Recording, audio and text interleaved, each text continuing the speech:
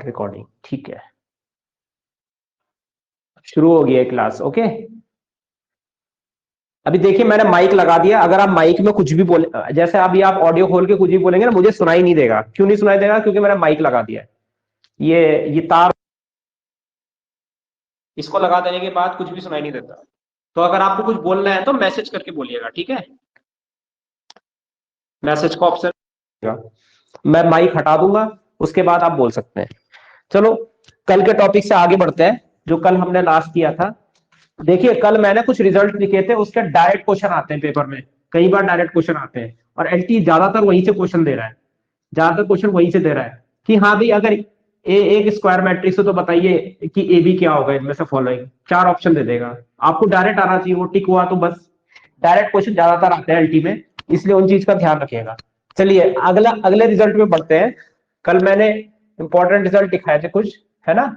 Theorems और result, symmetric और skew symmetric में वही टॉपिक चल रहा है। Results and theorems on symmetric and skew symmetric matrix. Skew symmetric matrices, ठीक है? Theorems and results on symmetry and skew symmetric matrices. कल पहला पॉइंट हो गया था, आई होप। ठीक है, 2 पॉइंट हो चुके थे बल्कि इसके। अब तीसरा पॉइंट लिखने जा रहे हैं, ठीक है? तीसरा पॉइंट देखिए क्या होगा। देखिए, if A and B are symmetric matrix, symmetric matrices, A और बी मान लीजिए सिमेट्रिक मैट्रिसेस है, ठीक है? Then A B is also symmetric. A B is also symmetric if AB is also symmetric if A and B are commute,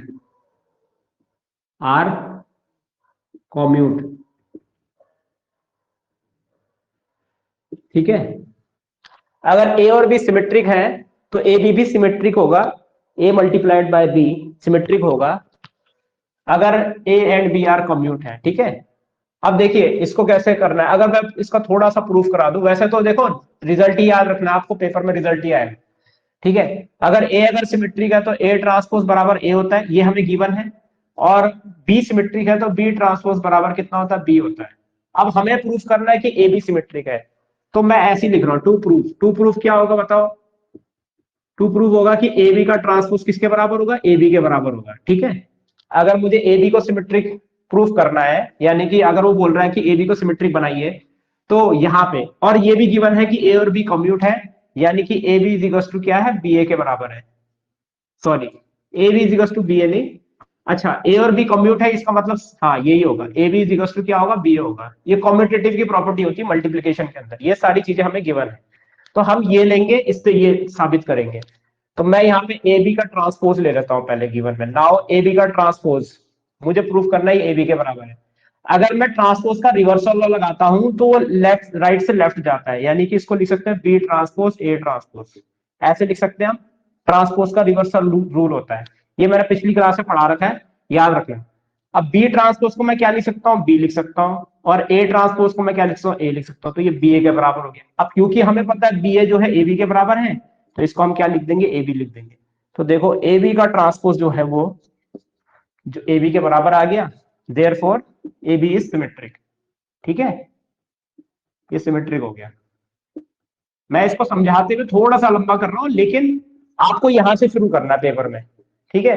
ये सारी चीजें तो आपको पता ही है, दिमाग में आपके होने चाहिए कि हाँ भाई ये मेरे दिमाग में है, ये मेरे दिमाग में है, ये भी मेरे दिमाग में है। आपको शुरुआत यहां से करनी है। अगर आपको ए बी को सिमेट्रिक करना है तो सिंपली आप, अगर मान लो ए बी को सिमेट्रिक करना तो ए बी के ट्रांसपोज को ए बी के बराबर ले आओ, ठीक है? ये रिजल्ट आप याद रखिएगा, पेपर में आता है ये कई बार, ठीक है? फोर्थ पॉइंट, अगला पॉइंट, ठीक है? ये भी इंपॉर्टेंट है, इसको भी इंपॉर्टेंट लिख देना, ये भी आता है कई बार। ठीक है, अब ये बोल रहा है, इसमें क्या है, वो बोल रहा है the matrix B transpose A B is symmetric.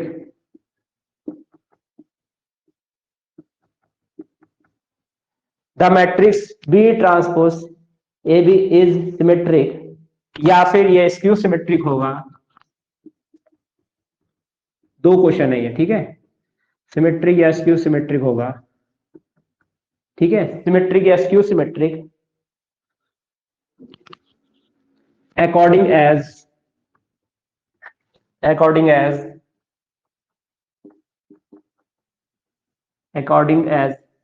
A is symmetric and skew symmetric. A is symmetric slash skew symmetric.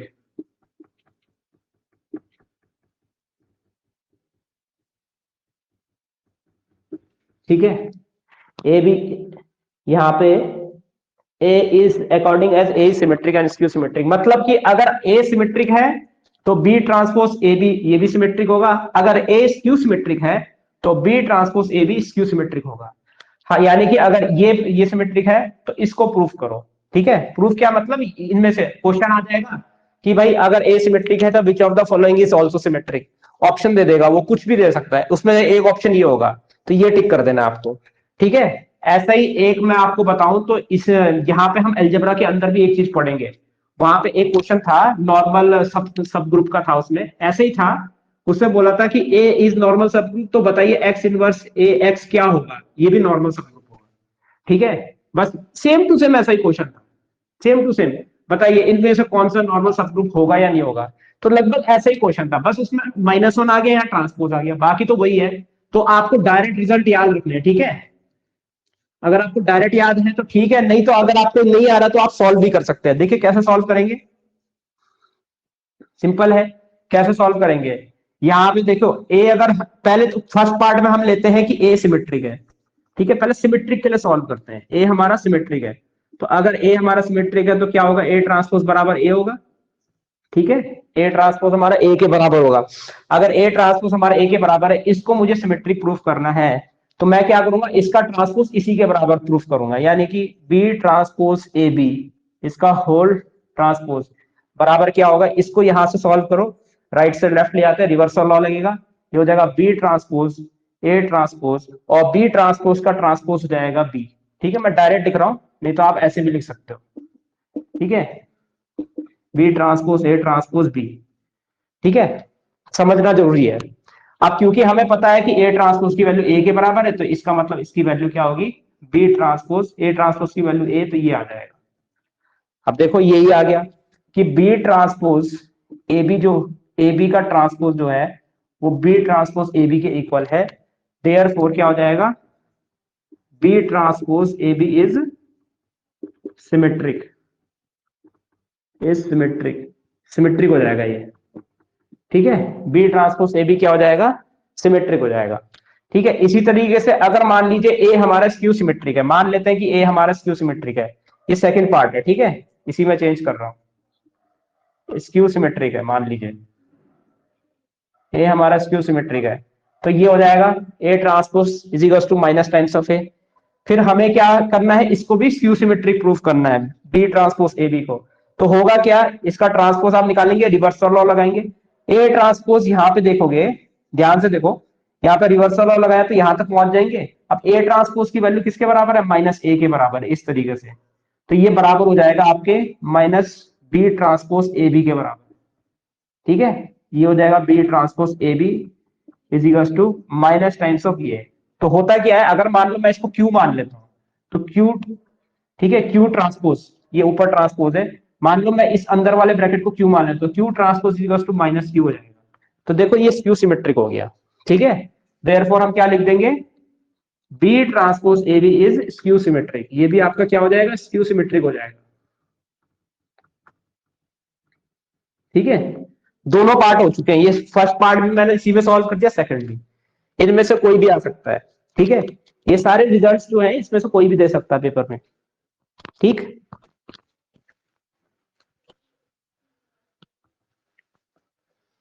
अगर आपका ए सिमेट्रिक है तो बी ट्रांसपोज ए भी सिमेट्रिक होगा, और अगर आपका ए स्क्यू सिमेट्रिक है तो बी ट्रांसपोज ए भी आपका स्क्यू सिमेट्रिक होगा। Okay,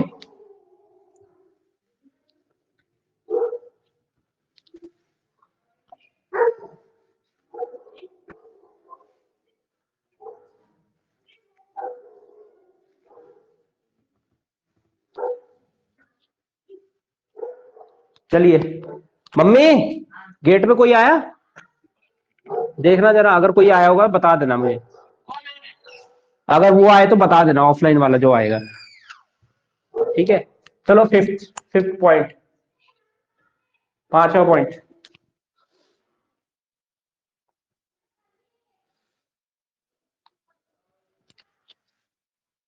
if A and B are if A and B are symmetric matrices of same order, symmetric matrices of same order L। एक सेकंड है जरा, मेरे ख्याल से वो आ गया होगा। मम्मी, मैंने तो माइक लगा दिया है, मैंने माइक लगा दिया है, जरा उसको यहाँ भेज दे और डेजी को अंदर बंद कर दो। ऑफलाइन वाला आ गया लगता है, अभी लेट आया, आज बहुत जल्दी आना चाहिए था ना उसको, ऑफलाइन वाला आ गया लगता है। आप यहीं रहना, ठीक है, मैं माइक भी नहीं खोल सकता ना, एक तो ये भी दिक्कत है। Mummy, mummy,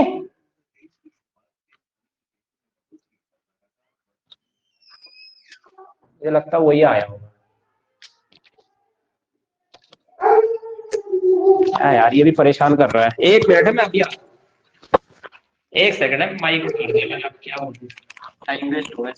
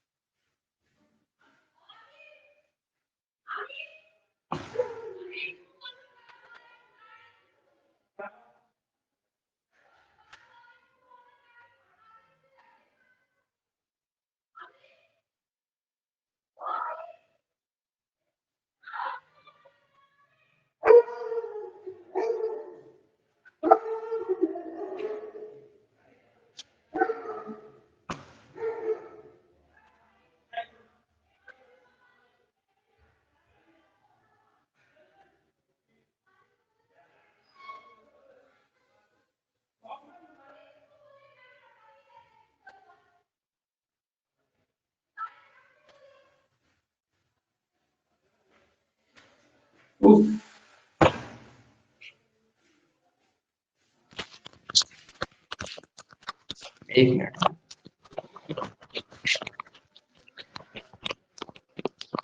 A and B are symmetric matrices of same order same symmetric matrices of same order n, then point number A देखो, पॉइंट नंबर ए इसमें ऐसा है कि अगर मान लीजिए यहाँ पे a प्लस बी है, a plus B is a dash, ठीक है, b है यहाँ पे ए बी प्लस बी है, ए बी प्लस बी है इज डैश, और सी ऑप्शन है, इधर माइनस लिख दो पहले तो, कोई नहीं, फिर ए बी प्लस बी है इज डैश, ठीक है, इस तरीके से है। अब इसमें डैश में क्या आएगा, कई बार क्वेश्चन आ जाएगा भाई ए बी हमारा सिमेट्रिक है, ठीक है, सेम ऑर्डर का, तो ए प्लस बी क्या होगा, ए और बी अलग अलग हमारा सिमेट्रिक है, तो ए बी माइनस बी ए क्या होगा, और ए और बी अलग अलग हमारा सिमेट्रिक है, तो ए बी प्लस बी ए क्या होगा, ठीक है। ये आपको डायरेक्ट याद करना है, मैंने इसकी पहचान बताई थी कल जब कोई क्लास चल रही थी। जब हम सिमेट्रिक के लिए लिखते हैं ना, देखो सिमेट्रिक के लिए लिखते हैं तो ए ट्रांसपोज क्या होता है, ए के बराबर होता है, ठीक है, और बी ट्रांसपोज क्या होगा, बी के बराबर होगा, प्लस बी।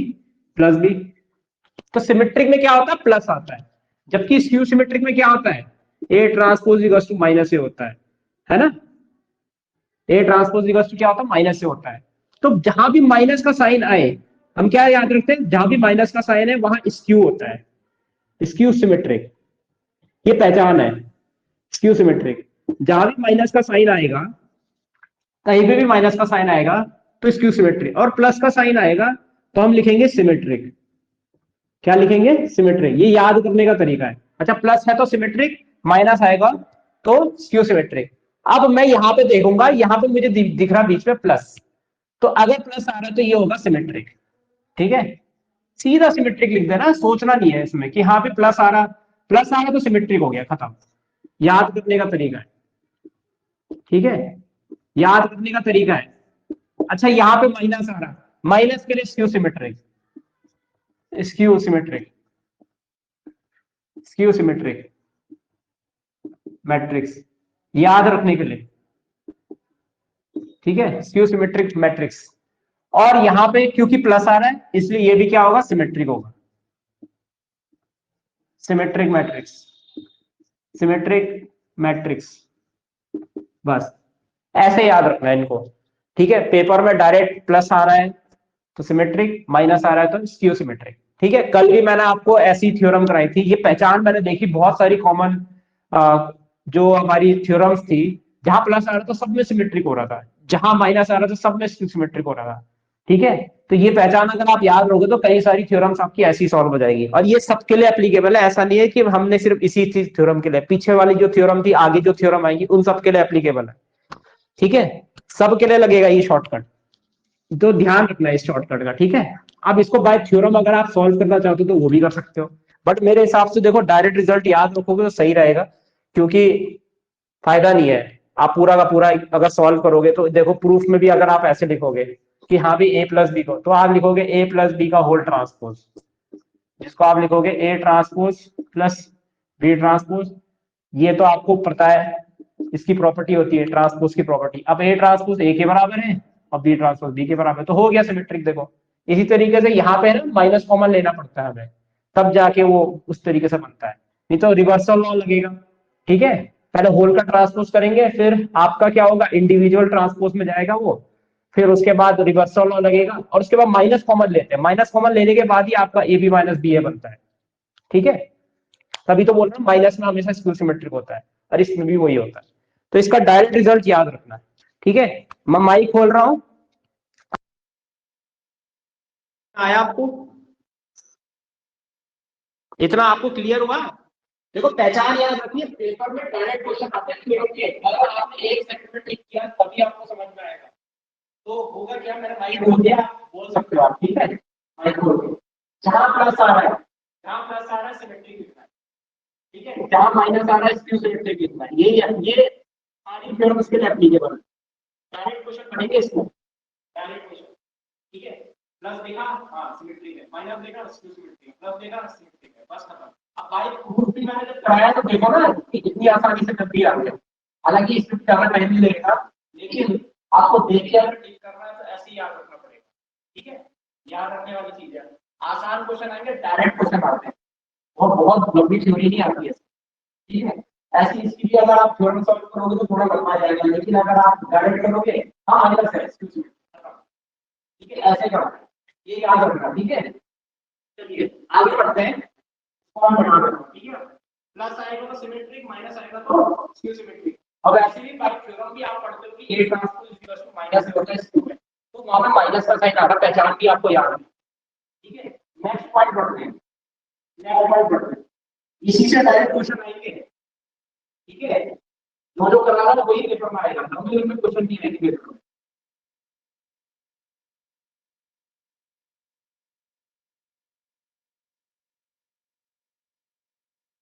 ठीक है, मैं माइक लगा रहा हूं, अब आप बोलोगे तो नहीं सुनाई देगा, ठीक है, ऑडियो,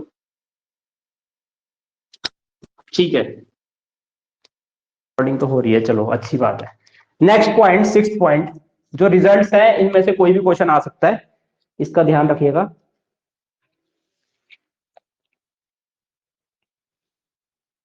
ये है नेक्स्ट पॉइंट है, all positive integral power of symmetric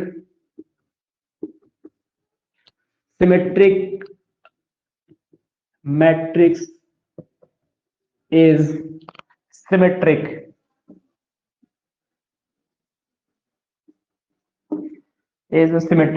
ठीक है। सिमेट्रिक मैट्रिक्स की अगर मैं पॉजिटिव इंटीग्रल पावर लूंगा, ठीक है, कोई भी मैट्रिक्स अगर सिमेट्रिक है और अगर उस सिमेट्रिक मैट्रिक्स की मैं पॉजिटिव इंटीग्रल पावर को लूंगा तो वो भी क्या होगा, सिमेट्रिक होगा।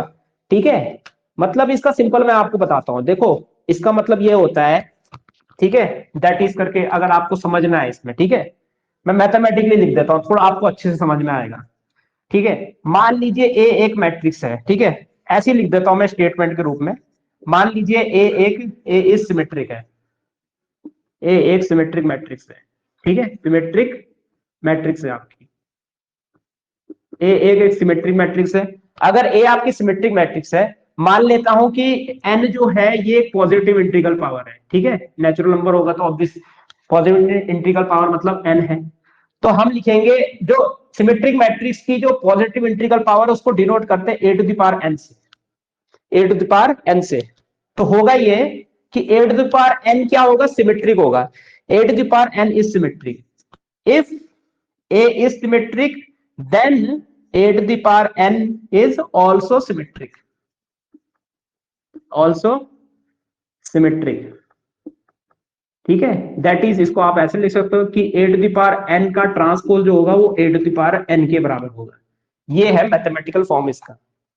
पेपर में ऐसा दे चाहे वो ऐसा दे, ठीक है, आपको याद रखना है, लैंग्वेज की फॉर्म में वो ऐसा देगा, मैथमेटिकल फॉर्म में ऐसा देगा। अगर ए सिमेट्रिक है तो बताइए which of the following is symmetric, दे देगा A to the power n, दे देगा वो एन ए, वो दे सकता है A to the power n minus one, option में ऐसे दे सकता है, या none of these.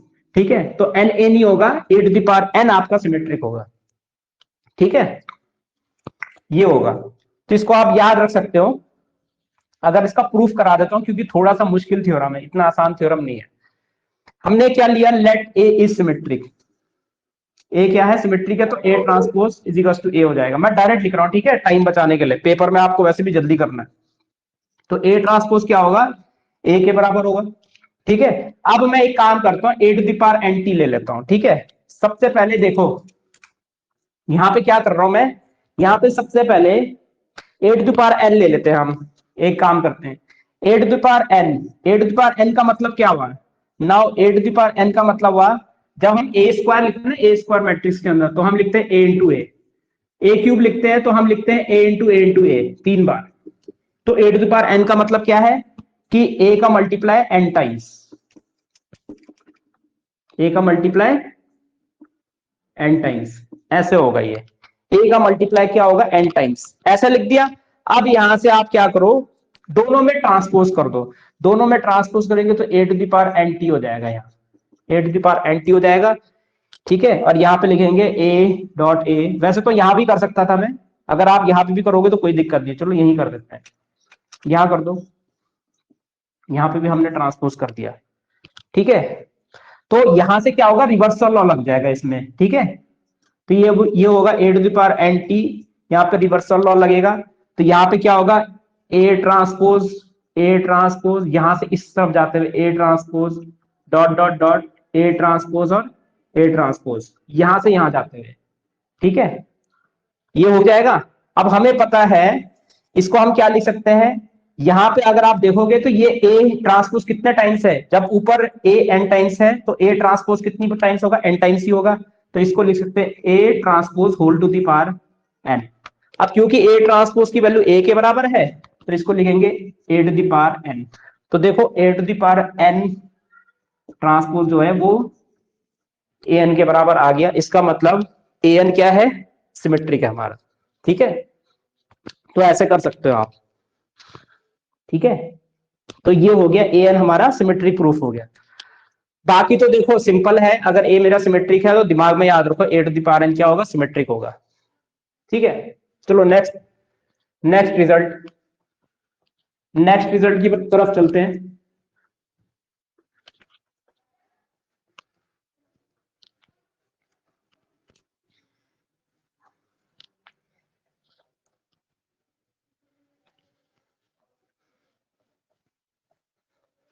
Next result की तरफ। अब देखो, positive integral power of symmetric matrix is symmetric, लेकिन positive integral power of skew symmetric क्या होगा? ठीक है, इसमें दो केस बनते हैं, ये ध्यान रखना, सेवंथ वाला। ठीक है, अब देखो इसमें दो केस बनेंगे।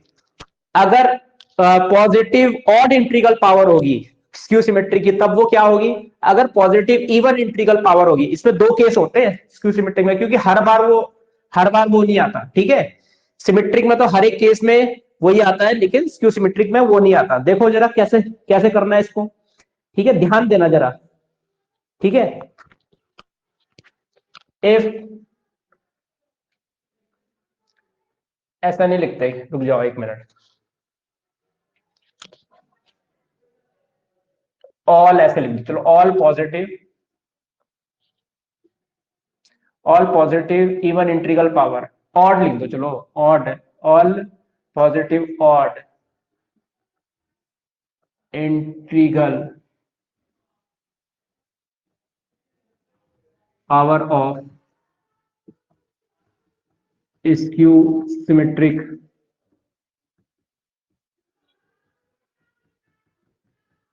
सिमेट्रिक इज, मैं यहां लिख रहा हूं डैश। ठीक है, इसको ए पार्ट में डाल दो, एक काम करते हैं, इसको बी में डालो। All positive even integral power of skew symmetric is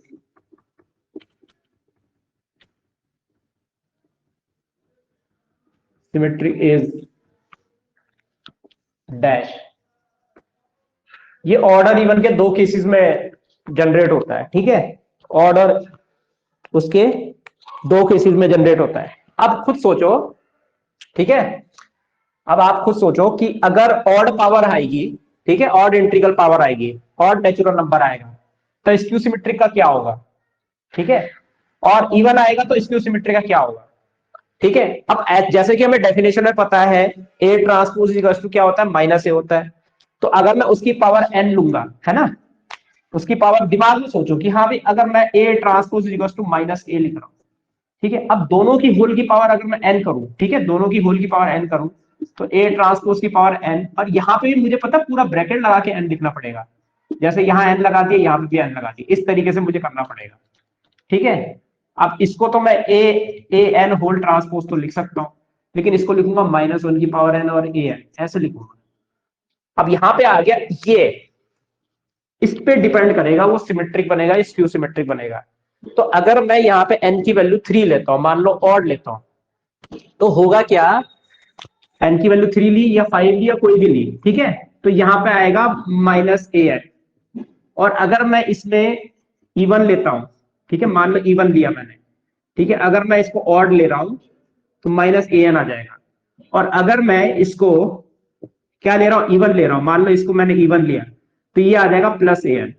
तो ये दोनों के दोनों केस आते हैं। अब ऑब्वियस सी बात है कि ए एन का ट्रांसपोज अगर प्लस आएगा इवन पावर में तो सिमेट्रिक हो जाएगा। तो इवन वाले में सिमेट्रिक होता है, सिमेट्रिक मैट्रिक्स। ठीक है, और ऑड वाले में क्या होता है? स्क्यू सिमेट्रिक होता है, ऑब्वियस सी बात है, स्क्यू सिमेट्रिक होता है, स्क्यू सिमेट्रिक मैट्रिक्स। ऑड वाले में क्या होगा? स्क्यू सिमेट्रिक मैट्रिक्स होगा। ठीक है, तो ये सिंपल सी चीज है कि हाँ भी मैंने डेफिनेशन लगाई, दोनों की nth पावर ले ली। अब फिर आपको भी पता है कि ए ट्रांसपोज की पावर n जो है ए एन का ट्रांसपोज होता है। यहां जो आएगा, यहां आएगा माइनस वन की पावर n और ए एन। अब इसमें 2 पावर ले लो तो प्लस प्लस ए की पावर n हो जाएगा, 3 पावर लेंगे तो माइनस ए की पावर n होगा। जब भी आप ऑड नंबर लोगे, यानी कि ऑड पावर लोगे, तो वो माइनस टाइम्स ऑफ हो जाएगा, यानी स्क्यू हो जाएगा, है ना। जब भी आप इवन नंबर लोगे तो पॉजिटिव आएगा, यानी कि पॉजिटिव का मतलब सिमेट्रिक हो जाएगा। तो ये दोनों के दोनों याद रखने हैं। ठीक है, तो स्क्यू के केस में ऑड वाले में स्क्यू रहता है, इवन वाले में सिमेट्रिक होता है, और यहाँ ऑलवेज होता है। ठीक है, यहाँ पे ऑड इवन का कोई केस ही नहीं है। ठीक है, पॉजिटिव की चाहे आप ऑड पावर लो, पॉजिटिव 1 की आप ऑड पावर लो, पॉजिटिव 1 की आप इवन पावर लो, हमेशा पॉजिटिव ही आएगा। हाँ, माइनस वाले में चेंज होता है, ठीक है। तो इससे कई बार क्वेश्चन बनता है, ठीक है।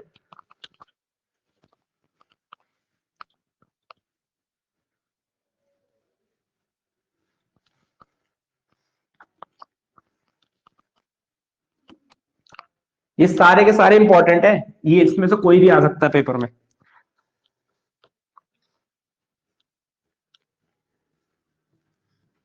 शायद ये जो नेक्स्ट करा रहा हूं मैं, ये क्वेश्चन एलटी में आया हुआ है जो मैं अब कराऊंगा 8th पॉइंट, ये भी इंपॉर्टेंट लिख देना, ठीक है। ये भी आ सकता है 8th पॉइंट, ठीक है। अब मैट्रिक्स, एक ऐसी matrix, a matrix which is both symmetric, which is both symmetric as well as skew symmetric,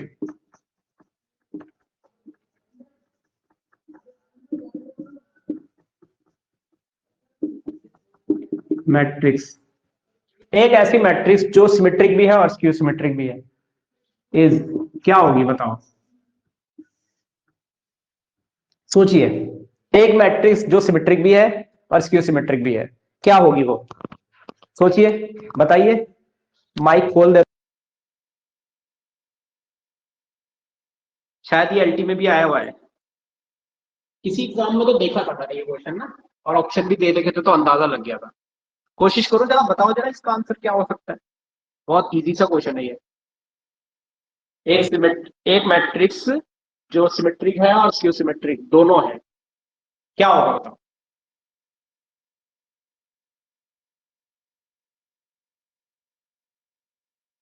try कीजिए एक बार, माइक खोलिए, ट्राई कीजिए। माइक कैसे खोलना है मैं आपको बताता हूं। माइक स्क्रीन पे टैप कीजिए पहले तो आप, है ना, और नीचे से सेकंड ऑप्शन माइक का उसको खोलिए स्क्रीन में टैप करने के बाद, ठीक। स्क्रीन में अगर आप टैप करोगे तो कुछ ऑप्शन दिखेंगे नीचे के साइड, जो सेकंड नंबर पे है माइक का ऑप्शन दिख रहा होगा, माइक का आइकन, उसको दबा दीजिए। वो ग्रीन हो जाएगा जब, तब चलना शुरू हो जाएगा रेड से। ट्राई कीजिए एक बार। एक मैट्रिक्स जो कि सिमेट्रिक और स्क्यू सिमेट्रिक दोनों है, क्या होगा, दोनों की डेफिनेशन लगाओ और उससे सवाल सॉल्व करके ऐसे नहीं कर सकते, ये तो डायरेक्टली आपको पता है, डायरेक्टली आप बता सकते हैं। ट्राई कीजिए एक बार, कोशिश कीजिए, देखिए। ऐसे अगर ट्राई करा करूंगा आप शांत रहोगे तो पता नहीं चलेगा मुझे ये क्या समझ में नहीं आ रहा, ठीक है। इसलिए आपको भी रिस्पॉन्स देना, मैं हमेशा इसी तरीके से पढ़ाता हूँ, मैं हमेशा रिस्पॉन्स करने की कोशिश करता हूँ। मेरा जो लेक्चरर है बैठ सकता है, तो क्वेश्चन कहता हूँ, हाँ बताओ क्या अप्रोच रखोगे इसमें, लाइक मैं कैमरे के पीछे आता हूँ, बोलता हूँ कि क्या करोगे, वो माइक खोल के बताते हैं एक्चुअली कि ऐसे करेंगे, ऐसे करेंगे, ऐसे करेंगे, तो पता चलता है कि हाँ ये चीजें समझ में आ रही, ठीक है। हालांकि ये इजी चीजें हैं, बट अगर आप रिस्पॉन्स दोगे तभी पता चलेगा ना कि हाँ भी आ रहा है, समझ में नहीं आ रहा, ठीक है। देख लो, बहुत इजी है। अगर कोई मैट्रिक्स सिमेट्रिक होती है, मान लो ए मैट्रिक्स सिमेट्रिक है तो A transpose B equal to A होता है। अगर ए मैट्रिक्स सिमेट्रिक है तो A transpose B equal to minus होगा। दोनों की लेफ्ट हैंड साइड इक्वल है तो मैं ये कह सकता हूं therefore a is equal to minus a के बराबर होगा, होगा। इसको इधर ले जाओ तो a plus a is equal to कितना हो जाएगा 0, 2a इज इक्वल टू 0 और a इज इक्वल टू आ जाएगा 0। इसका मतलब, ये 0 का मतलब क्या है, a क्या है यहाँ पे 0, यानी कि नल मैट्रिक्स, ये आ जाएगा नल मैट्रिक्स। क्वेश्चन आता है नहीं आते पेपर में, ठीक है। ग्रेजुएशन की बुक में भी है और 11 12 की बुक में भी है ये क्वेश्चन, ठीक है, आता है रहेगा। ऐसी मैट्रिक्स जो सिमेट्रिक और स्क्यू सिमेट्रिक है, दोनों बताइए। मान लेता हूं मैं, देखो 2x2 का ले लेता हूं नल मैट्रिक्स, बताइए 2x2 की नल मैट्रिक्स की, इसका ट्रांसपोज कीजिए। फर्स्ट रो को फर्स्ट कॉलम बना दूंगा मैं 0 0, सेकंड रो को सेकंड कॉलम बना दूं 0 0, ठीक है। अब मुझे बताओ ये ए के बराबर नहीं आ गया, सिमेट्रिक तो वही है। अगर एक काम करते हैं, मैं क्या करता हूँ, इसको माइनस से मल्टीप्लाई कर देता हूँ, इसको माइनस से मल्टीप्लाई करता हूँ, 0 0 0 0। अब माइनस माइनस वन को अंदर मल्टीप्लाई करो, minus zero minus zero minus zero minus zero, minus zero को हम 0 0 ही लिख सकते हैं। ठीक है, अगर मैं माइनस से मल्टीप्लाई करता हूँ तो ये माइनस हो जाएगा और ये ए मैट्रिक्स की वैल्यू तो माइनस से, तो दोनों हो जाएगा। ठीक है, ठीक है, ये क्लियर हुआ। दो तरीकों से मैंने बता दिया आपको।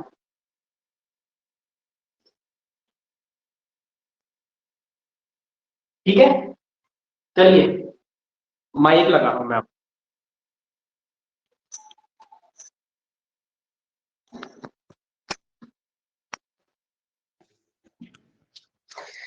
हाँ,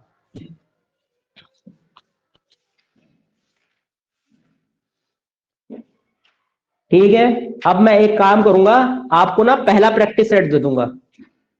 मैं आपको ना पहला प्रैक्टिस सेट देने जा रहा हूं ग्रुप के अंदर। आप में से जो भी हमारे व्हाट्सएप ग्रुप से नहीं जुड़ा है ना प्रैक्टिस सेट के लिए, वो जुड़ जाइए। आज पहला प्रैक्टिस सेट मिल जाएगा आपको। ठीक है, व्हाट्सएप ग्रुप में भेज देंगे, उसकी प्रैक्टिस कीजिएगा। और शायद इसमें 45 या 45 क्वेश्चन होंगे। वो सारे क्वेश्चन आपको अगले 2 दिन में करके दिखाने हैं मुझे, अगले 2 दिन में आपको करके दिखाने हैं, आपका असाइनमेंट है। ठीक है, पहला प्रैक्टिस सेट मिलने जा रहा है आपको, उन सारे क्वेश्चंस को कीजिए। अगर ये सारी चीजें समझ में आई है, इसी से रिलेटेड है वो, आई थिंक 45 क्वेश्चन होंगे उसमें। हाँ जी, उसमें 45 ही क्वेश्चन है, तो उस प्रैक्टिस सेट को आप करके आएंगे। ठीक है, 45 क्वेश्चन है, आपको उनको करने हैं। पहला प्रैक्टिस सेट मिलेगा आपको। ठीक है, आज जो भी ग्रुप से नहीं जुड़ा है प्लीज ग्रुप से जुड़ जाइए। जब सब ग्रुप से जुड़ जाएंगे तभी प्रैक्टिस सेट मिलेगा। और आपको 2 दिन के अंदर में सॉल्व करना। कोई डाउट होगा तो आप मुझे व्हाट्सएप मैसेज कर सकते हैं। हमारा जो आइकन है जो हमने आपको दिया था, जो पोस्टर आपने देखा था, उसमें नीचे के साइड नंबर लिखा था एक। ठीक है, उसमें आपको डाउट्स पूछने अपने। नहीं तो एक दिन क्लास हम डाउट्स की भी कर लेंगे। वैसे तो देखो टाइम कम है, तो कोशिश करो कि वहीं पे डाउट क्लियर हो जाए। ठीक है, आप मुझे व्हाट्सएप के थ्रू ही वो डाउट क्लियर कर लो। नहीं तो एक एक दिन अगर डाउट में जाएगा तो आपको लगभग 60 प्रैक्टिस सेट मिलेंगे, तो 2 महीने तो प्रैक्टिस सेट में बीत जाएंगे।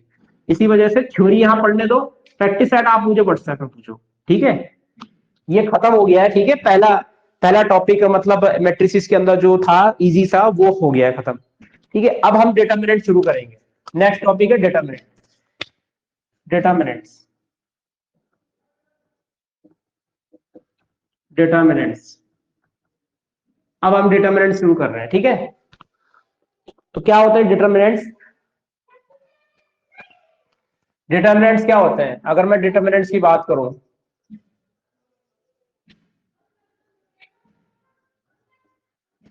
डिटरमिनेंट्स क्या होता है?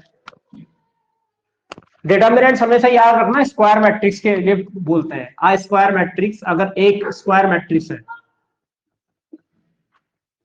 एक square matrix which associated, a square matrix which associated with, अगर कोई स्क्वायर मैट्रिक्स एसोसिएट होती है किसी अलजेब्राइक एक्सप्रेशन से, अलजेब्राइक एक्सप्रेशन से या फिर किसी नंबर से। ठीक है, अगर कोई मैट्रिक्स जो है, स्क्वायर मैट्रिक्स जो है, वो किसी अलजेब्रिक एक्सप्रेशन या नंबर से एसोसिएट होती है, ठीक है, इसको बोलते हैं, इसको डिटरमिनेंट। उस मैट्रिक्स को हम डिटरमिनेंट कहते हैं, इसको डिटरमिनेंट। ठीक है, उसको हम डिटरमिनेंट कहते हैं। ठीक है, इसको डिटरमिनेंट कहा जाता है। एग्जांपल ले लो, एग्जांपल क्या होगा? एग्जांपल जनरली इसको देखो किससे डिनोट किया था। अच्छा, डिनोटेड बाय भी लिख दो इसमें, इसको determinant denoted by DET A delta. ठीक है, या मॉड ऑफ A, इससे डिनोट होता है। ठीक है, इससे डिनोट होता है। मान लो ए मैट्रिक्स है, वो स्क्वायर मैट्रिक्स क्या है? ए मैट्रिक्स है, तो इससे डिनोट होता है। मॉड ए DETA या डेल्टा, इससे डिनोट होता है। ठीक है, एग्जाम्पल देख लो, एग्जाम्पल जनरलाइज बना रहा हूं मैं, ठीक है, यहाँ पे जनरलाइज वाला। मान लो ये A11 है, A12 है, A13 है, डॉट डॉट डॉट, A1N है, A21 है, A22 है, A23 है, डॉट डॉट डॉट, A2N है। ठीक है, इस तरीके से ये चलता रहेगा, इस तरीके से ऐसे ऐसे चलता रहेगा। लास्ट में आएगा AM1, AM2, AM3, so on, और यहां से ऐसे चलते चलते AMN, M क्रॉस N का ऑर्डर हो गया ये। नंबर ऑफ रोज इसमें कितनी है, M, और नंबर ऑफ कॉलम्स कितनी है इसमें, N। ठीक है, तो इस तरीके से डिनोट किया जाता है। ठीक है, अब इसको सॉल्व करते हुए क्या आता है, एक अलजेब्राइक, अच्छा MN नहीं होगा, NN होगा, सॉरी, ठीक है, NN होगा, यहाँ पे ऐसा नहीं हो सकता, स्क्वायर मैट्रिक्स है ना ये, स्क्वायर मैट्रिक्स है, डिटरमिनेंट तो तभी निकलेगा ना जब स्क्वायर मैट्रिक्स निकलेगी। तो ऑर्डर इसका n क्रॉस n होगा। ठीक है, m क्रॉस n नहीं होगा, n क्रॉस n होगा, क्योंकि ये स्क्वायर मैट्रिक्स है, तो जितनी रोज होगी उतनी ही कॉलम्स होनी चाहिए। ठीक है, जब ये एसोसिएट होता है अलजेब्रिक एक्सप्रेशन से तो ये निकलता है। ठीक, अब आगे बढ़ते हैं। नेक्स्ट बढ़ते हैं, डिटर्मिनेंट ऑफ ऑर्डर 1। ठीक है, इसमें ए पार्ट में लिखना, सॉल्व कैसे करते हैं, डिटर्मिनेंट ऑफ ऑर्डर 1, ऐसा डिटरमिनेंट जिसका ऑर्डर 1 है, ऑब्वियस सी बात है, ऐसा डिटरमिनेंट जिसका ऑर्डर 1 होगा, उसका मतलब ऑर्डर 1 क्रॉस 1 होगा, तो उसमें एक ही एलिमेंट होगा, वो होगा A11, तो इसको डिटरमिनेंट से डिनोट करेंगे A11 से। ठीक है, केवल इतना ही होगा। फिर determinant of order 2, determinant of order 2, second order का डिटरमिनेंट कैसा होगा, वहां पे मान लो ऐसा 2 क्रॉस 2 की एक मैट्रिक्स होगी ABCD, इसको डिटरमिनेंट ABCD से डिनोट करेंगे इस तरीके से। होगा कैसे ये सॉल्व, क्योंकि ये अलजेब्रिक एक्सप्रेशन या नंबर बनेगा, तो इसका मल्टीप्लाई इसके साथ करो, ये आ जाएगा AD माइनस अपना वाला माइनस, और इन दोनों को मल्टीप्लाई करो BC। ठीक है, तो ये हो जाएगा आपका 2/2 ऑर्डर का डिटरमिनेंट। ठीक है, 2/2 का ये हो जाएगा। 3/3 का मैं आपको बाद में बताऊंगा, क्योंकि उसके आपके 6 मेथड है सॉल्व करने के। ठीक है, तो फिलहाल अभी इतना याद रख लो कि हाँ भाई, अगर डिटरमिनेंट को सॉल्व करना है तो cross multiply minus cross multiply, इस तरीके से। ठीक है, अब देखिए एक क्वेश्चन,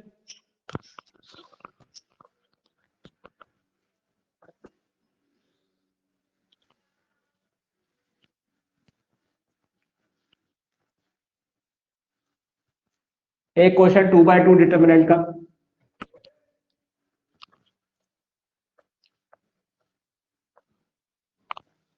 अच्छा सा क्वेश्चन दे रहा हूं मैं आपको। ठीक है, evaluate delta is equals to 1, evaluate 1 log BA log AB1, इसको इवेल्युएट करना है, log BA log AB1, इसको इवेल्युएट करना है, मैं यही से सॉल्व कर रहा हूं। ठीक है, तो ये हो जाएगा 1 into 1 माइनस ये मल्टीप्लाई है, तो log AB into log BA।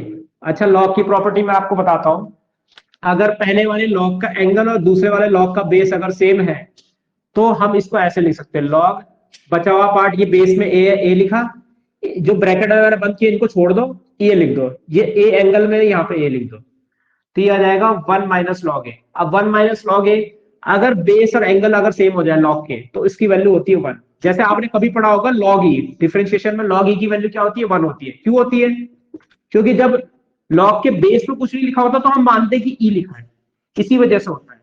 अगर मान लो मैंने लिखा है log 10, तो हम ये मान के चलेंगे उसके बेस में क्या है, ई है। ठीक है, जब लॉग के बेस में कुछ नहीं लिखा होता तो लॉग के बेस में हम ई मानते हैं कि वहां पे ई है। इसी प्रकार से जब आपने सुना है ना कि log ई की वैल्यू 1 होती है, वो इसलिए 1 होती है क्योंकि यहाँ पे बेस ई होता है। ठीक है, इसका मतलब प्रॉपर्टी है कि लॉग का बेस और लॉग का एंगल अगर सेम है तो 1 हो जाती है लॉग की वैल्यू। सेम टू सेम यहाँ पे भी है, तो 1 - 1 इसका आंसर होगा 0। ठीक है, ये लॉग की प्रॉपर्टीज आपको याद होनी चाहिए। ठीक है, अब आते हैं हम डिटर्मिनेंट ऑफ ऑर्डर 3।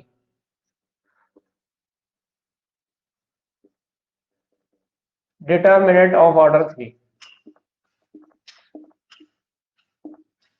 ऑर्डर 3 का डिटर्मिनेंट कैसे होगा? ऑर्डर 3 का डिटर्मिनेंट, इसके 6 मेथड है। ठीक है, 6 के 6 मेथड आपको याद रखने हैं, क्योंकि उसकी प्रॉपर्टीज से कई बार डायरेक्ट क्वेश्चन आ जाता है। ठीक है, मान लीजिए ए एक डिटर्मिनेंट है, ऐसा डिटर्मिनेंट इस तरीके से डिनोट होता है determinant A11, A12, A13, A21, A22, A23, A31, A32 और A33, ये होता है। ठीक है, तो इसको सॉल्व करने के 6 मेथड हैं। Expanding with respect to R1, expanding with respect to R2, expanding with respect to R3, expanding with respect to C1, expanding with respect to C2, expanding with respect to C3। ठीक है, अभी मैं सारे method आपको नहीं कराऊंगा, जब properties आएगी तब मैं आपको सारे बताऊंगा, क्योंकि उसमें ना क्या होता है ना, आपका डायरेक्ट क्वेश्चन बनता है कि हाँ भी मुझे बताइए इसकी वैल्यू क्या है। A11 C11 plus A12 C12 plus A13 C13, इसकी वैल्यू बताइए, नंबर की फॉर्म में ABCD दे देगा। ठीक है, तो फिलहाल के लिए मैं आपको 2 मेथड बताऊंगा 6 में से, ये 6 मेथड है उसमें से 2 बताऊंगा आपको खाली। ठीक है, तो वो 2 याद रख लेना, बस वो वेरीफाई करने के लिए कि हाँ भाई ठीक है वैल्यू हमारी क्या आ रही है। जो इन 6 के 6 मेथड से जो डिटर्मिनेंट की वैल्यू आती है वो सेम आती है। ठीक है, वेरीफाई करने के लिए, इससे ज्यादा आपको याद रखने की जरूरत नहीं है। ठीक है, तो अभी कर लेते हैं, एक न्यूमेरिकल कर लेते हैं, क्योंकि अगर इस फॉर्म में हमने एक्सपेंड किया तो टाइम वेस्ट होगा, कुछ नहीं है। एक न्यूमेरिकल कर लेते हैं इसमें। ठीक है, मान लेते हैं कि मैं यहाँ पे एक एग्जांपल लेता हूं। एग्जांपल A इक्वल्स टू, मान लिया ये ले लिया डिटर्मिनेंट में 1 2 3 4 5 6 7 8 9, इस तरीके से मैंने कोई डिटर्मिनेंट ले लिया। अब मैं एक काम करता हूँ, R1 के रिस्पेक्ट में इसको एक्सपेंड करने की कोशिश करता हूँ। होता क्या है देखो, सिंपल सीधी बात है, यहाँ पे जो एलिमेंट है वो है A11। A11 क्या होता है, यहाँ पे इसके A11 के सफिक्स में कौन कौन से नंबर है हमारे, 1 और 1, इनको आपको ऐड करना पड़ता है। तो ये -1 की पावर 1 1 ऐसे होता है। ठीक है, तो होता क्या है, -1 की पावर 1 + 1 करते हैं हम। ठीक है, जो सफिक्स में जो नंबर होता है उनका एडिशन होता है। तो याद रखना, जब भी इवन पावर आएगी, सफिक्स को ऐड करने पर इवन पावर आएगी तो प्लस होगा। जैसे कि यहाँ पे क्या है, ये इवन है तो प्लस, ये ऑड है तो ये माइनस, ये इवन है तो प्लस। 1 + 3 कितना होता है 4, 2 + 1 कितना होता है 3, यानी ऑड है, माइनस प्लस माइनस। अब कर लेना इसको A31, ये प्लस माइनस प्लस, इन साइनों को आपको याद। अब क्योंकि मैं R1 के रिस्पेक्ट में एक्सपेंड कर रहा हूं, तो R1 के ही साइन लूंगा मैं यहाँ, तो यहाँ आएगा प्लस माइनस प्लस। ठीक है, सॉरी, प्लस माइनस प्लस, ऐसा होगा। तो R1 के रिस्पेक्ट में जब हम इसको एक्सपेंड करेंगे तो कैसे होता है expand, determinant A equals to, क्या करना है, पहले आपको +1 लिखना है। ठीक है, R1 का पहला एलिमेंट है +1, तो +1 लिया, फिर आपको +1 की कॉलम को छुपा देना है। +1 कौन सी कॉलम में, C1 कॉलम में, उसको छुपा दो। +1 कौन सी रो में, फर्स्ट रो में, उसको छुपा दो। और यहाँ पे जो बन रहा है ना 5 6 8 9, इसको क्रॉस मल्टीप्लाई कर देना है, जैसे 2/2 का करते हैं। ठीक है, तो ये आ जाएगा आपका कितना, इसको लिखेंगे 5 × 9, अपना वाला माइनस 8 × 6। ठीक है, 8 × 6, फिर आपका आएगा -2, -2, -2 में क्या होगा, -2 में आपका ये ऐसे ऐसे करके छुपाएंगे यू करके, तो क्या होगा, ये आएगा आपका, ये बचा 4 7 3 6। ठीक है, तो जो भी आपका मतलब जो भी एलिमेंट आएगा ना उसकी रो कॉलम को छुपाना है आपको। ठीक है, अब ये बचा 4 9 जा 36, क्रॉस मल्टीप्लाई 36 - 7 6 जा 42, 36 - 42। ठीक है, हालांकि यहाँ भी आप लिख सकते हो 45 - 48। ठीक है, 45 - 48 लिख दो, कोई दिक्कत नहीं है। फिर आएगा आपका +3, +3, +3 में आपने उसकी रो कॉलम को छुपाया, तो यहाँ पे आ जाएगा, ये इसके साथ क्रॉस मल्टीप्लाई होगा, 4 8 जा 32 माइनस, जब ये छुपाया तो 4 8 32, 7 5 35, तो यहाँ आ गया 35। ठीक है, ऐसे आ गया। तो डिटर्मिनेंट ए की वैल्यू यहाँ से आ जाएगी, ये आ गया -3, 1 इंटू -3 -2, और ये आएगा -6 +3, और ये आएगा -3। कितना आ जाएगा बताओ? -3 + 12 -9, 0। ठीक है, अब एक काम करते हैं, कॉलम 1 के रिस्पेक्ट में एक्सपेंड करते हैं इसको। ठीक है, तो देखो कॉलम 1 के रिस्पेक्ट में करेंगे तो यहाँ पे प्लस माइनस प्लस, इस पे भी आपका प्लस माइनस प्लस है, तो कितना होगा? 1, वही होगा 45 - 48, 45 - 48। फिर मैं लूंगा -4, -4 लिया तो -4 है आपका सेकंड रो में, और सेकंड रो में है और फर्स्ट कॉलम में है, तो ये बचेगा 2 2 9 जा 18 -3 8 जा 24, फिर आएगा +7, इसको छुपा देंगे तो यहाँ पे आएगा 12 - 15, 12 - 15, तो कितना आ गया?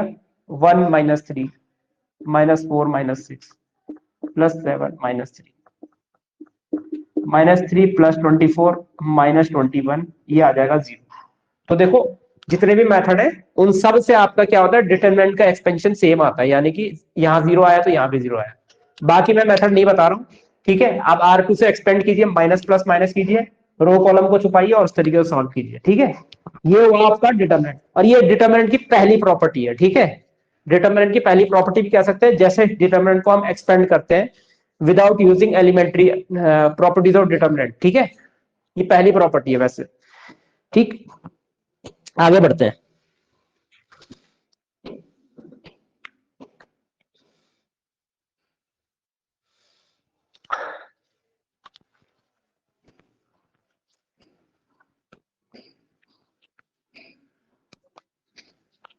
अब नेक्स्ट हेडिंग डालिए सिंगुलर मैट्रिक्स। नेक्स्ट हेडिंग है सिंगुलर मैट्रिक्स।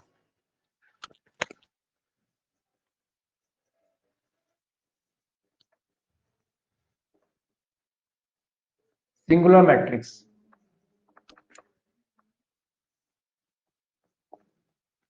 सिंगुलर मैट्रिक्स क्या होती है? Singular matrix, singular matrix, a square matrix is said to be singular. एक square matrix, a square matrix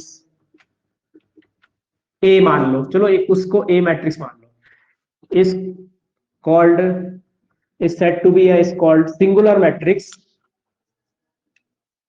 singular matrix if determinant A की value क्या आ जाए? 0 आ जाए। अगर डिटर्मिनेंट ए की वैल्यू 0 है तो वो मैट्रिक्स क्या होगी? सिंगुलर होगी। दैट इज इंग्लिश, अगर आपको इंग्लिश लैंग्वेज में लिखना है तो ऐसे लिखोगे,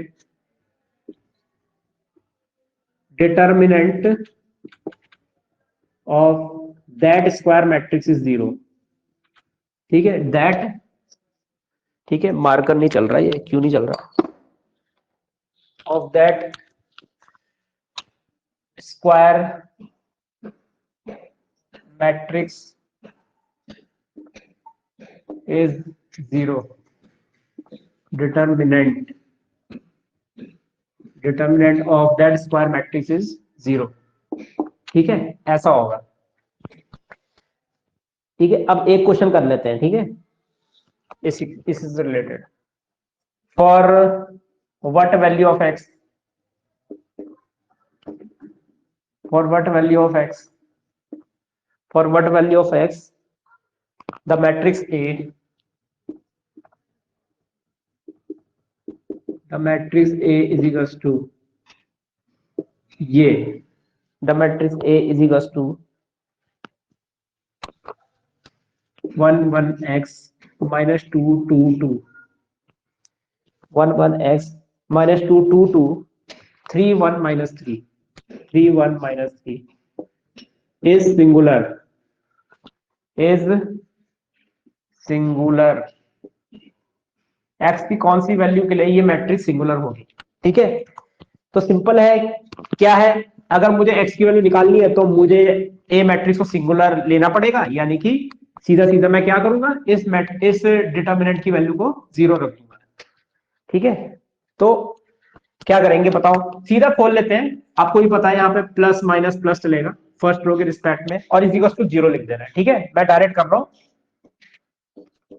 तो 1 -6, देखो -6 -2 कितना होगा, -8 हो जाएगा, फिर +2 होगा, ठीक है, -3 -x, -3 -x हो जाएगा, -2 लिखा तो ये हो गया -3 और -x हो गया, फिर आएगा +3, फिर आएगा 2 -2x, ये आ जाएगा इज इक्वल टू 0, है ना, 2 -2x +3 2 -2x is equal to 0, -8 -6 -2x +6 -6x is equal to 0।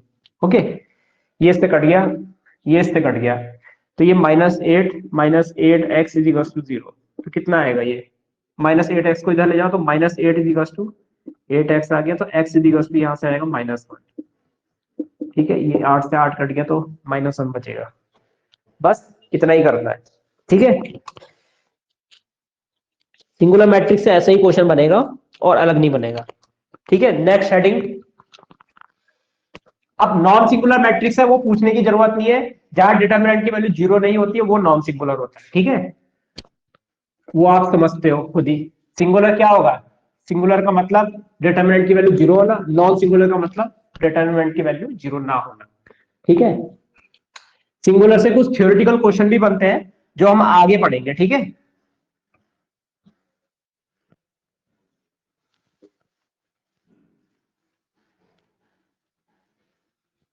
Singular से कुछ थ्योरेटिकल क्वेश्चन आगे बनेंगे जब एडजॉइंट आएगा, आपका साइमल्टेनियस लीनियर इक्वेशन आएगा। ठीक है, वो सब आएगा। मैंने ट्राइंगुलर मैट्रिक्स आपको पढ़ा रखा है पहले लेक्चर में ना, पहले लेक्चर में पढ़ा रखा है, उसको ध्यान से पढ़ लेना, क्योंकि वो आपका बीएससी में यूज होगा। ठीक है, बहुत ज्यादा यूज होगा आगे, वो आपका लीनियर इक्वेशन के अंदर ना, जो बीएससी में लीनियर इक्वेशन ऑग्यूमेंटेड मैट्रिक्स के लिए उसमें यूज आता है वो ट्राइंगुलर मैट्रिक्स, तो ध्यान रखना, उसको पढ़ लेना एक बार। ठीक है, आगे बढ़ते हैं। नेक्स्ट हेडिंग है minors and cofactors, minors and cofactors, minors and cofactors, minor and cofactors. ठीक है,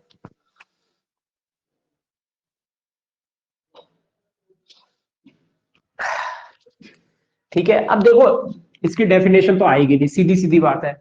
ठीक है, या ऐसे ही ले लो, एक एग्जांपल के साथ कर लेते हैं इसको ना, डेफिनेशन तो आएगी नहीं इसकी, मैं नॉर्मली पहले डेफिनेशन लिखाता था, बट अब जरूरत नहीं है।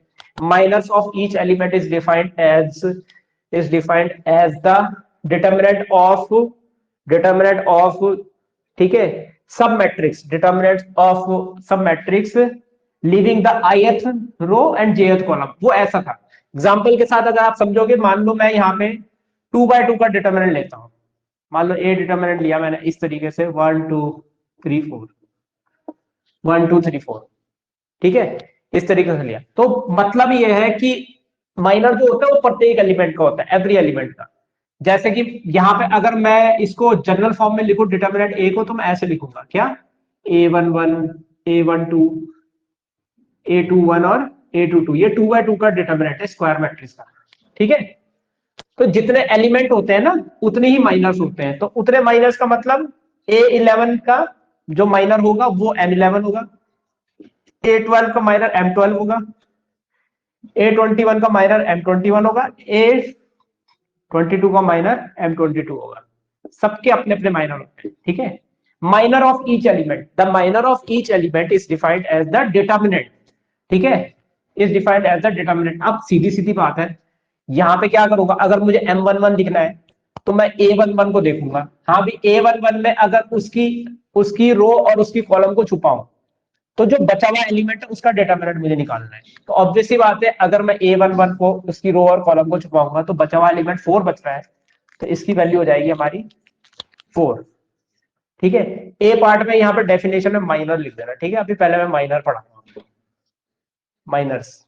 ठीक है, अभी कोफैक्टर्स भी हम शुरू करेंगे, तो यहाँ पे आपका हो जाएगा 4। ठीक है, अब मुझे अगर M12 लिखना है तो A12 का माइनर होता है हमारा M12, A12 की रो कॉलम को छुपाएंगे तो 3 का डिटरमिनेंट आता है 3, 1 by 1 के उसमें। ठीक है, फिर M21 में ये छुपाएंगे तो यहाँ 2 आ जाएगा, और M22 में इसके रो और कॉलम को छुपाएंगे तो यहाँ 1 आ जाएगा, ये वहां हमारा माइनर।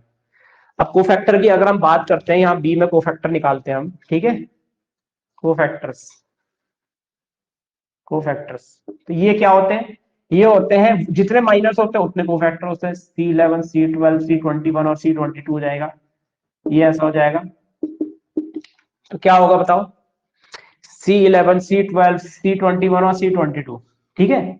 अब सिंपली क्या है, ये होता है -1 की पावर, ठीक है, 1 + 1 M11 ऐसा होता है। ये होता है -1 की पावर 1 + 2 M12, ये आएगा आपको -1 की पावर 2 + 1 M21, ठीक है, और -1 की पावर 2 + 2 M22, इस तरीके से होता है, ठीक है। तो C11 की वैल्यू लिख दो। यहाँ पे क्या होगा देखो, सिंपल सीधी बात है, इवन पावर है तो C11 M11 के इक्वल होगा, जो कि है आपका कितना, ये 4, ठीक है। C12 कितना होगा, C12 आपका माइनस टाइम्स ऑफ M12 के बराबर होगा, यानी कि माइनस M12 यानी कि 3 -3, ठीक है।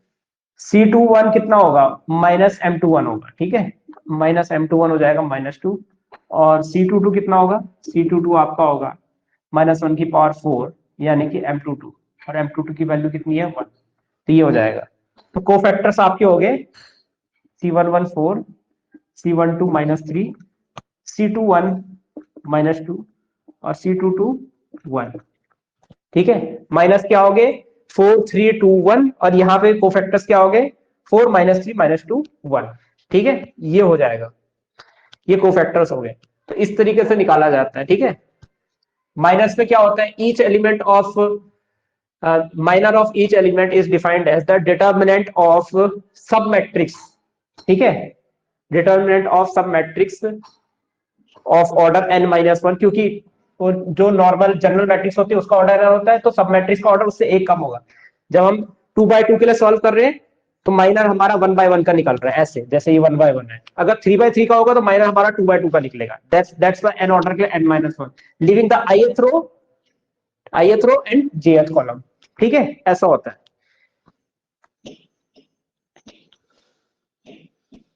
और अगर इस कोफैक्टर्स को डिफाइन करना है, each cofactor of each element is defined as is defined is equal to -1 times of I plus j, ठीक है, टाइम्स ऑफ ईच माइनर, ठीक है, ठीक है। उसके बगल वाला जो माइनर होता है उसको ऐसे डिफाइन करते हैं कि Cij जो होता है, Cij is equal mathematically defined as this, like this, ठीक है। इसको ऐसे भी लिख सकते हैं कि cofactors of each element is denoted by Cij and is defined as this generally, ठीक है, मैथमेटिकली लिख दो, कोई दिक्कत नहीं है। ये हो गए हमारे 2x2 ऑर्डर के माइनर से कोफैक्टर्स।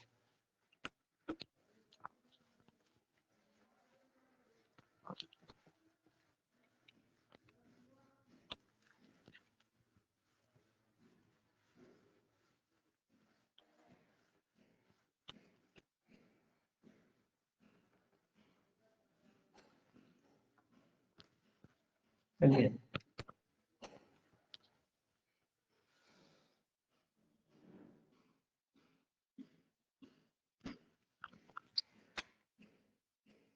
क्वेश्चन कर लेते हैं, 3x3 का भी कर लेते हैं ना, 2x2 का तो हमने वैसे ही कर लिया, 3x3 का भी कर लेते हैं क्वेश्चन।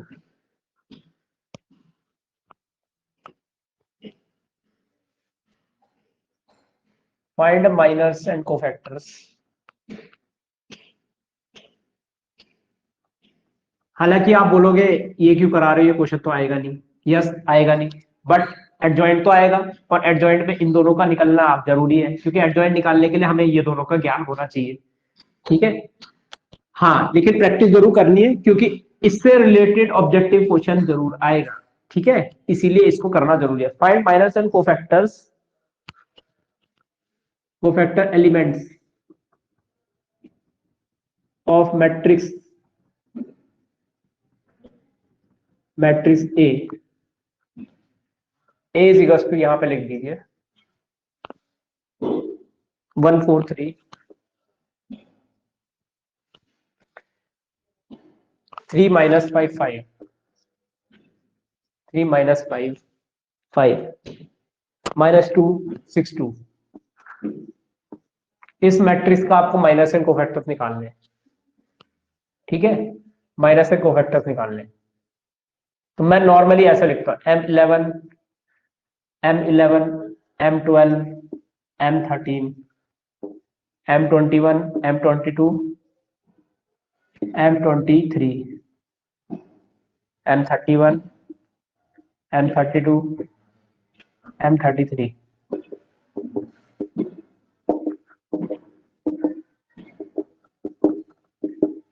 ये है M31 M32 M33। तो M11 के रो और कॉलम को छुपा देंगे तो ये आ जाएगा आपका, ये देख रहे हो। अब 2x2 डिटर्मिनेंट को सॉल्व करो, ठीक है, सब मैट्रिक्स के डिटर्मिनेंट को। -10 ये होगा -10 और -30 -40। अब M12 के रो कॉलम को छुपाओगे तो ऐसा आएगा, ये आ जाएगा 4 8 -18 -10 आ गया, ठीक है। इसके बाद ये आ गया, ठीक है, तो ये आ जाएगा 5 20 प्लस 15 यानी 35। फिर आएगा 21, इसको छुपाएंगे इसको छुपाएंगे, 3 2 जा 6 3 2 जा 6 प्लस 10 6 प्लस 10 16, ठीक है। इसको छुपाएंगे तो यानी कि ये इसके साथ 2 प्लस 6 8 2 प्लस 6 8। फिर आपका ये आ जाएगा, ठीक है, ये आएगा तो 5 माइनस 6 माइनस 1 आ जाएगा, सॉरी 5 माइनस 9 माइनस 4 आएगा, 5 माइनस 9 माइनस 4 आएगा। उसके बाद 31 18 माइनस 10 8। फिर 32 आएगा, इसको छुपा लो इसको छुपा लो, 6 प्लस 8 6 प्लस 8 14 और 33 के लिए -5 -12 -17 आ गया। ये माइनस निकल गए, कोफैक्टर्स में कुछ नहीं करना है, ठीक है। इधर आपको साइन चेंज कर देना है, ये तो सेम साइन रहेगा, यहाँ पे साइन चेंज हो जाएगा, ठीक है। C12 होगा +10, फिर C13 होगा आपका, ये इवन है तो +35। अभी मैं इसको शॉर्टकट भी कराऊंगा, जब एडजॉइंट आएगा ना तो मैं आपको बताऊंगा कि जल्दी कैसे करना है, ठीक है, वेट करना उसका, एडजॉइंट में भी मैं आपको पूरा बताऊंगा, ठीक है।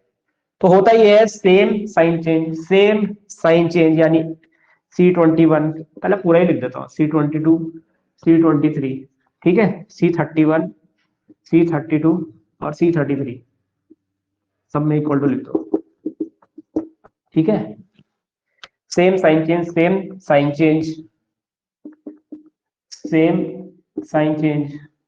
फिर ये सेम साइन चेंज और ये होगा सेम, ठीक है। सेम चेंज सेम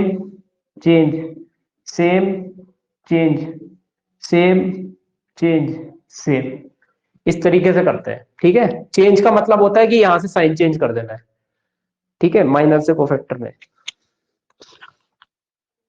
ठीक है। आंसर चेक कर लेता हूं, -40 +10 35 -16 +8 +4 8 -14 -17, ठीक है। कोफैक्टर भी सही निकले तो माइनर भी सही निकले, ठीक है, ये भी हो गया। नेक्स्ट,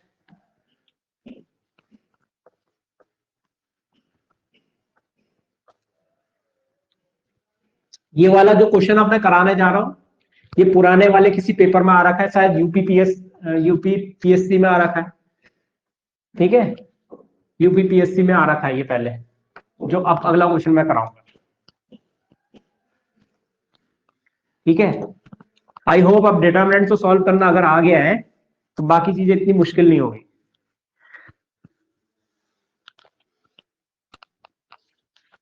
ठीक, बाकी चीजें इतनी मुश्किल नहीं होगी। चलिए आगे बढ़ते हैं, ये क्वेश्चन इंपॉर्टेंट है, लेक्चर में अभी तक नहीं आया है, यूपीपीएससी में आ रहा है, और यूपीपीएससी के पुराने क्वेश्चन लेक्चरर में, मतलब लेक्चरर में भी नहीं आया तो एलटी में भी नहीं आया तो एलटी में भी आ सकता है, ठीक है। कुछ क्वेश्चन आजकल क्या हो रहे हैं ना, रिपीट दे रहे हो, लेक्चरर क्वेश्चन एलटी में दे दे रहे, एलटी वाले क्या कर रहे हैं, लेक्चरर के क्वेश्चन भी उठा दे रहे हैं, और लेक्चर वाले क्या कर रहे हैं, एलटी के क्वेश्चन भी उठा रहे हैं। तो ये आ सकता है, ठीक है, इसलिए इंपॉर्टेंट है ये, ठीक है, और अच्छा क्वेश्चन है, ठीक है।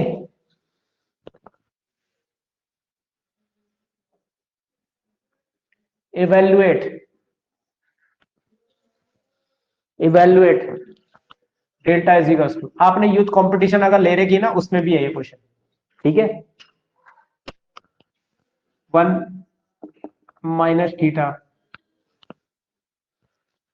Minus 1 sine theta 1 minus sine theta, sine theta 1 minus sine theta 1 sine theta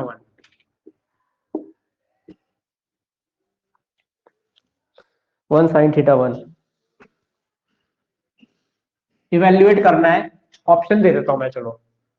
delta होगा 0 से लेकर 2 के बीच में, 0 से लेकर 2 के बीच में। बी ऑप्शन है 1 से लेकर 3 के बीच में। सी ऑप्शन है 2 से लेकर 4 के बीच में। और डी ऑप्शन है none of these, none of these. बताइए नन ऑफ दीज क्या होगा?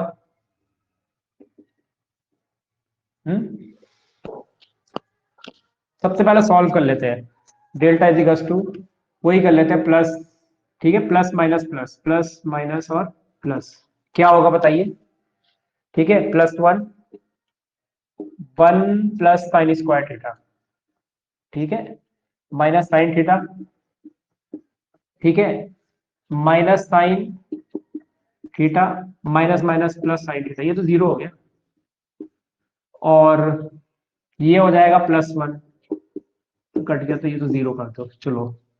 फिर आपके आगे ये मल्टीप्लाई होगा ना, sine square theta minus minus +1, ठीक है, इसको इवेल्युएट करना है। तो डेल्टा इज इक्वल टू 1 को इससे मल्टीप्लाई करो, ये वाली टर्म और ये वाली टर्म सेम है, तो देखो 1 + 1 हो जाएगा 2 + 2 sine square theta, 2 + 2 sine square theta, ये वैल्यू आ गई। हालांकि क्वेश्चन में आपका ये आंसर नहीं है, तो हम क्या करेंगे, हम ये जानते हैं, देखो वी नो दैट, हम ये जानते हैं कि साइन थीटा की जो वैल्यू होती है वो आपकी -1 से 1 के बीच में होती है, ठीक है। ये यूनिवर्सल ट्रूथ है, आपको पता ही होगा, 10th क्लास में आपने जो टेबल पढ़ा है ना, उसमें जो टेबल बनता है उसमें 0 से 1 तक वैल्यू होती है। 11th में जब आपने इसको पढ़ा था, तो उसमें आप जानते हो कि हाँ भाई, अगर मैक्सिमम वैल्यू साइन की 1 है 90 में, तो -90 में -1 होती है, तो इसी के बीच में साइन की वैल्यू लाई करती है, ठीक है। तो अगर मान लो मैं इसकी स्क्वायरिंग कर देता हूं यहीं पर, ठीक है, तो होता यह है कि साइन स्क्वायर थीटा की इनइक्वलिटी जो बनेगी, साइन स्क्वायर थीटा की जो इनइक्वलिटी बनेगी, वो 0 से 1 बनेगी। क्यों बनेगी? क्योंकि कोई भी होल स्क्वायर जो होता है वो पॉजिटिव होता है, यानी कि 0 से बड़ा होता है, ठीक है, और 1 का स्क्वायर यहाँ 1 हो गया। तो ये आपको याद रखना है, कोई भी इवन पावर 0 से हमेशा बड़ी होती है, ठीक है। ऐसा मत कर देना कि यहाँ से 1 से 1 हो गया, ठीक है, 0 से 1 लिखना है। अब इसके बाद क्या करेंगे, 2 से मल्टीप्लाई, हमें ये बनाना है, क्योंकि डेल्टा की इक्वलिटी चाहिए, तो हमें ये बनाना पड़ेगा। साइन स्क्वायर थीटा आ गया, साइन स्क्वायर थीटा को 2 से मल्टीप्लाई करना पड़ेगा, तो 2 से मल्टीप्लाई करो। अब इनइक्वलिटी में किसी पॉजिटिव नंबर से मल्टीप्लाई करते हो तो साइन चेंज नहीं होता है, तो 2 से मल्टीप्लाई किया मैंने तीनों साइड, तो 1 2 2 हो जाएगा, 0 2 0 होगा, ये आ जाएगा। फिर कर दो एडिंग 2, अगर मैं 2 को ऐड कर दूं इसके आगे, तो ये आ जाएगा 2 + 2 साइन स्क्वायर। अब पॉजिटिव नंबर से ऐड करो, सॉरी 2 ऐड किया तो 0 + 2 2 हो जाएगा, ठीक है, और 2 + 2 कितना आ जाएगा, 4 हो जाएगा।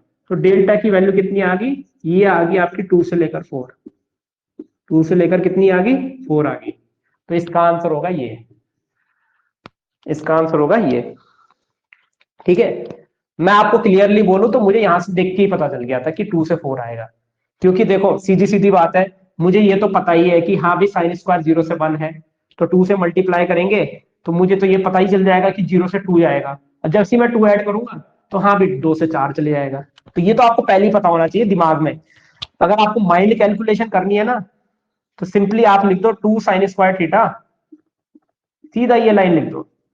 अच्छा, साइन स्क्वायर 0 से 1 होता है, 2 से मल्टीप्लाई करें 0 से 2 हो जाएगा। अब मैं अगर 2 ऐड करूंगा या करूंगी तो ऐसा हो जाएगा, तो डेल्टा ही आ जाएगा हमारा कितना, 2 से 4, बस सीधा लिखना है, ऐसे करना, शॉर्टकट में करना, तो ऐसे करना, ये समझाने के लिए है। कुछ बच्चे वीक होते हैं ना, बेसिक नहीं आता, तो उस वजह से इनको ऐसे कराना पड़ता है, नहीं तो दिमाग में आपको जल्दी करना है। अच्छा 0 से 1 है, 2 से मल्टीप्लाई करो तो 0 से 2, 2 से ऐड करो तो 2 से 4, खत्म। ठीक है, ऐसे करना है। ओके, अब 1 मिनट है, अभी तो टाइम है, 5 मिनट और है, 5 मिनट और कर लेते हैं क्वेश्चन, एक और इंपॉर्टेंट क्वेश्चन। ठीक है,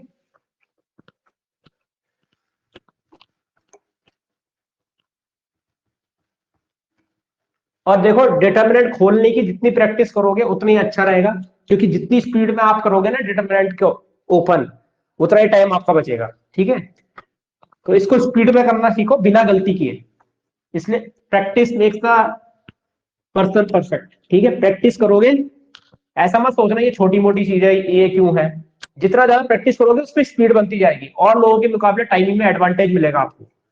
ठीक है, तो इसलिए छोटी मोटी चीजों को भी प्रैक्टिस करनी चाहिए, और जो अगर कोई चीज बहुत आसान है तो उसको तेज करने की कोशिश करो, प्रैक्टिस कर करके। ठीक है, ताकि उसमें टाइम बच जाए और मुश्किल क्वेश्चन में थोड़ा टाइम मिल जाए। चलिए, अगला क्वेश्चन भी इंपॉर्टेंट है, अगला क्वेश्चन भी इंपॉर्टेंट है, देखना जरा। If this bracket denotes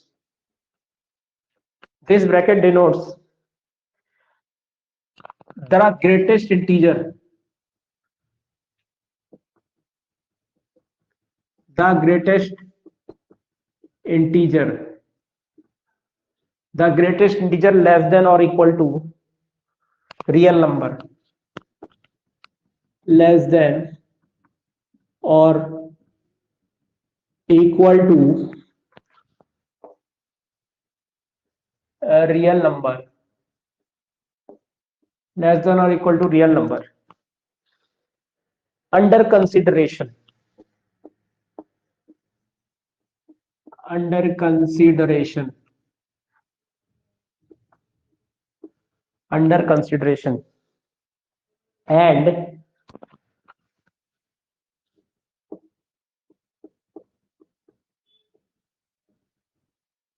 x जो है वो -1 से 0 के बीच में जिसमें -1 इंक्लूड है, कॉमा y जो है वो 0 से 1 के बीच में जिसमें 0 इंक्लूड है, और z जो है वो 1 से 2 के बीच में जिसमें 1 इंक्लूड है। ठीक है, ये दे रखा है। Then find value of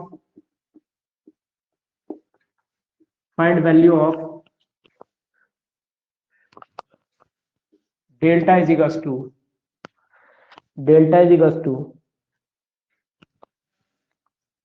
x greatest integer function x plus 1, greatest integer function x, इसको थोड़ा टेढ़ा लिख दिया मैंने, इसको सीधा लिखता हूं,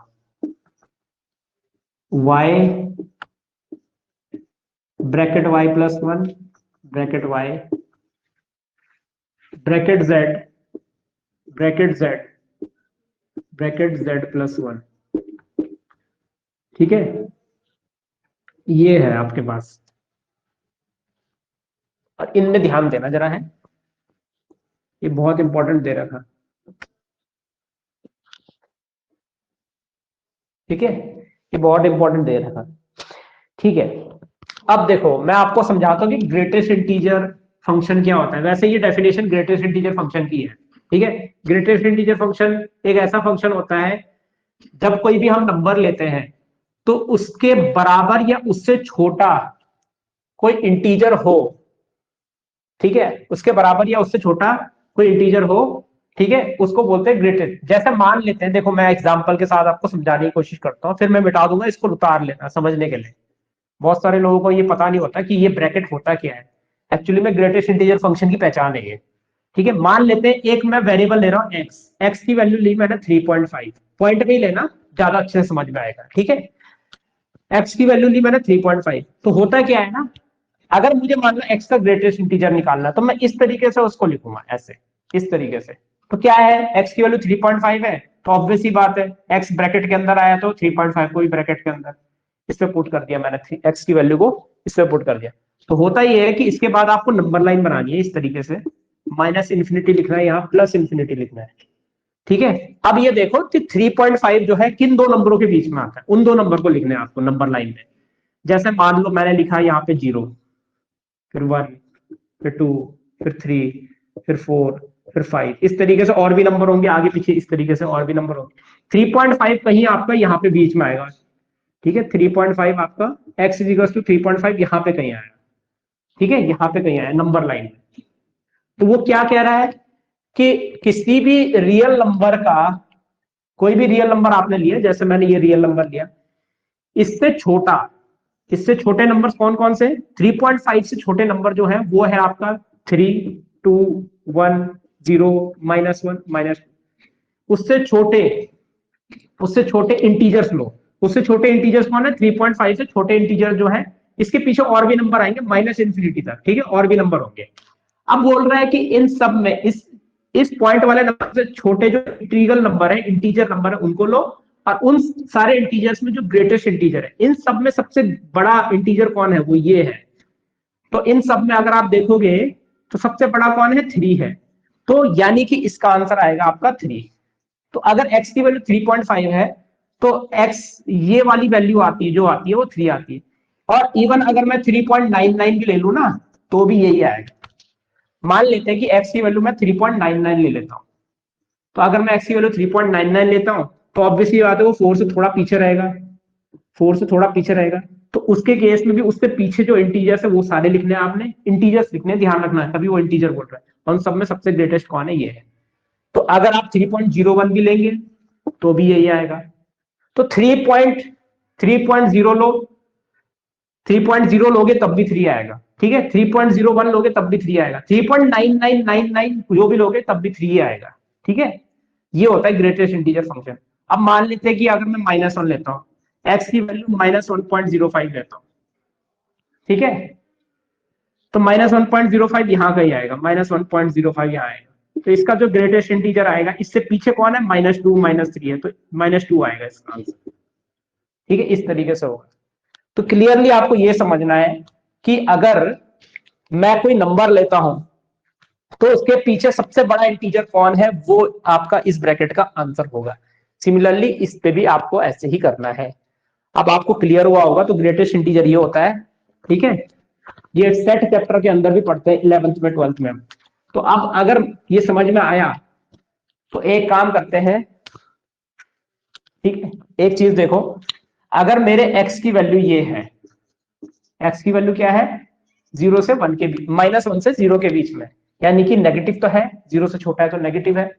तो एक काम करता हूँ, रफ में जाता हूँ, कोई भी इसके बीच की कोई भी एक वैल्यू ले लेता हूँ। मान लो 0.5 लिया मैंने, माइनस का 0.5 ले लिया, ठीक है। अब मुझे बताओ इसका ग्रेटेस्ट इंटीजर क्या आएगा। नंबर लाइन में जब आप बनाओगे ना, -1, 0, इसके बीच में आएगा आपका माइनस का 0.5। तो इससे छोटा जो इंटीजर है ना, वो यहां से इससे पीछे आएगा, तो उससे छोटा इंटीजर है -1, तो x इसकी वैल्यू आएगी -1। This implies this value is -1। Clear है, ये है। अगर मैं y लेता हूं, मान लो y हमारा क्या है, मान लो क्या है, वो क्वेश्चन में दे ही रखा है, ये है हमारा, ये y हमारा ये है, ठीक है। अब इसके बीच की कोई भी वैल्यू ले लो, y इक्वल टू +0.5 ले लेते हैं। अब मुझे बताओ, अगर मैं +0.5 लेता हूं, जो कि ऑब्वियस सी बात है, यहाँ 1 ले लेते हैं, तो यहाँ पे लूंगा मैं प्लस का 0.5, ठीक है। तो इससे पीछे जो इंटीजर्स हैं वो 0, माइनस, फिर -1, -2, इस तरीके से ये माइनस इन्फिनिटी से जाएंगे। तो इससे पीछे जो सबसे बड़ा इंटीजर है वो है 0, तो y, इस पे greatest integer function of y की वैल्यू हो जाएगी 0। कुल मिला के बात यह है कि जहां पे इक्वलिटी का साइन आ रहा है ना, यहाँ पे, वो आपका आंसर आ रहा है। जहां पे इक्वलिटी का साइन है वो आपका आंसर है। तो यहाँ पे जो, अगर मैं z को यहाँ पे 1 से 2 के बीच में लूंगा, तो z कितना आएगा, 1 आएगा। 1.99 ले लो, 1 आएगा। 1.5 ले लो, 1 आएगा, ठीक है। अब ये तीन वैल्यू जो निकली है ना हमारी, इसको इस डिटर्मिनेंट में पुट करो और डिटर्मिनेंट की वैल्यू निकाल दो। सिंपल हो गया। डेल्टा इज इक्वल टू, ठीक है, क्या होगा देखो सिंपल है, इसकी वैल्यू -1 +1, ये हो जाएगा 0। ठीक है, सब जगह बाकी यहाँ पे -1 है तो यहाँ -1 लिख दो, -1 y की वैल्यू कितनी है 0, तो यहाँ 0 लिख दो, यहाँ 0 हो जाएगा, 0 + 1 1 हो जाएगा, ये हो जाएगा 0।